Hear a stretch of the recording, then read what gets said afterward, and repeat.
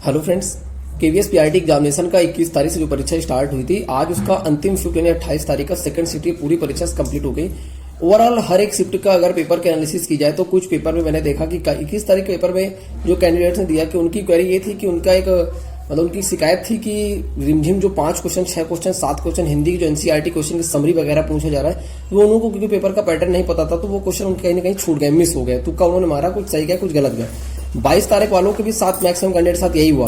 23 तारीख के बाद ज्यादातर कैंडिडेट्स ने क्या किया कि उन चीजों को तो कवर कर लिया, लेकिन तुरंत ही केवीएस ने क्या किया कि उसकी जगह हिंदी का तो उन्होंने कर लिया, लेकिन उसकी जगह उन्होंने ईवीएस को पैटर्न को बढ़ा दिया। ईवीएस में साइंस के क्वेश्चन डालने लगा, जहां वो कक्षा 1 से 5 तक के एनसीईआरटी के क्वेश्चन पूछ रहा था, वहीं वह कक्षा 6 से लेकर 8 तक के भी साइंस के क्वेश्चन को पूछने लगा। इससे अभी लास्ट के आज के मैं शिफ्ट को देख रहा था तो कुछ शिफ्ट मैंने देखा कि मैथ का जो स्टार्टिंग 21 तारीख से लेकर के 28 तारीख में मैथ का जो स्टैंडर्ड था वो सेम था, यानी मैथ में कोई चेंजिंग नहीं की गई। मैथ के स्टैंडर्ड 21 से लेकर 28 तक का सेम था और मैथ में कोई चेंजिंग देखने को नहीं मिली। बेसिकली बात की जाए तो पेडागोजी का भी स्टैंडर्ड जो 21 तारीख का था लेकिन 28 तारीख तक आते आते पेडागोजी का स्टैंडर्ड कहीं ना कहीं बढ़ गया। यही सेम चीजें केवीएस ने क्या किया था सीटेट की इस परीक्षा में, क्योंकि इन दोनों परीक्षा को सीबीएसई कंडक्ट कराती है, तो सीटेट की परीक्षा में भी यही सेम कंडीशन हुआ था कि जो स्टार्टिंग के पेपर थे शिफ्ट के थे उनका पेपर को इजी था, तो लास्ट के शिफ्ट के थे उनके पेपर को कहीं ना कहीं उसने थोड़ा सा स्टैंडर्ड मॉडरेट कर दिया था। आज हम इस वीडियो के माध्यम से एटलीस्ट केवीएस की पीआरटी की और पिछले साल का इसकी पहले जो वैकेंसी आई थी वो 18 में आई थी और उसके पहले अगर बात की तो 16 वैकेंसी आई थी।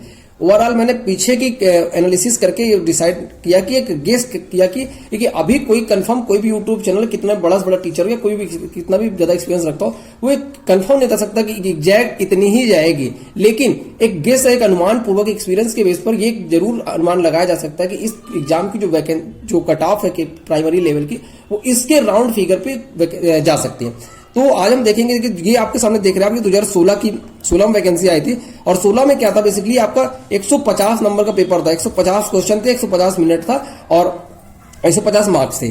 तो उसके अकॉर्डिंग देखा जाए तो वहां पे क्या हुआ था कि आपका जनरल कैटेगरी जो कट ऑफ गई थी वो गई थी बेसिकली 100 कट ऑफ जिन कैंडिडेट्स का था उनका कट ऑफ क्लियर हो गए थे। ओबीसी का भी सेम इक्वल गया था, ओबीसी का भी 100 ही गया था, लेकिन एसटी का देखा जाए उस हिसाब से तो 5 नंबर कम गया था, यानी कि 95 जो है गया था, और वहीं पे एसटी कैंडिडेट का जो कट ऑफ गई थी वो 87 गई थी। लेकिन पीएच कैंडिडेट जो विकलांग फिजिकल हैंडीकैप है उनका 88 कट ऑफ गई थी। ये थी बात ओवरऑल 2016 की। उसके बाद जब अगली वैकेंसी आई वो तुरंत 2 साल बाद आई, 2018 को वैकेंसी आई और 2018 में जो उसकी कट ऑफ गई वो बेसिकली गई आपकी जनरल की 95 गई। अब आपके दिमाग में आ रहा था कि जब 2015 में 2016 में इसकी जब 100 गई तो 2018 में 95 कैसे आ सकती है।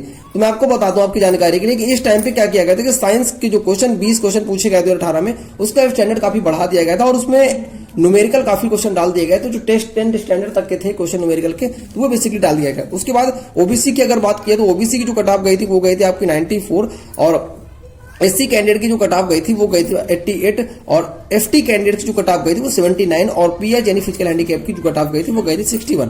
तो इस बेस पर अगर देखा जाए तो ये आउट ऑफ 150 है। इस बार जो परीक्षा का सिलेबस भी बदला है, कहीं ना कहीं पैटर्न भी बदला, क्योंकि उस टाइम तक जो परीक्षा का तरीका था वो ऑफलाइन था, 16 वाला भी और 18 वाला भी। लेकिन इस बार 2023 की अगर बात की जाए, इसकी जो है 2023 की जो परीक्षा है बेसिकली इसकी अगर कट ऑफ की बात की तो जनरल की अगर बात की जाए तो लगभग 122 से लगा करके आपका 132 के राउंड फिगर पे जाएगी। जनरल में यूआर कैटेगरी बात करें लगभग उम्मीद है कि 128-30 के आसपास एग्जैक्ट पहुंचेगा। यूआर कैटेगरी में बात कर रहा हूं जनरल कैटेगरी की।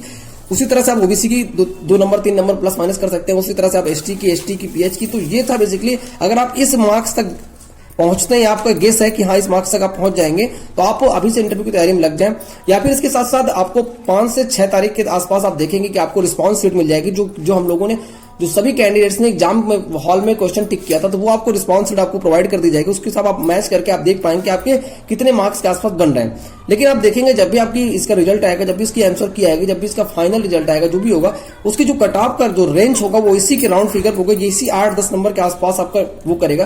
क्योंकि मैंने कट ऑफ थोड़ा बढ़ा के इसलिए लास्ट की बताई क्योंकि मुझे ऐसा लगता है कि लास्ट के भी 25-26 तारीख को मैंने देखा कि पेपर कुछ वायरल भी हुआ है, पेपर कुछ लीक भी हुआ है, तो उसके बाद 2-3 नंबर का कहीं ना कहीं आप कैंडिडेट्स के फर्क पड़ेगा।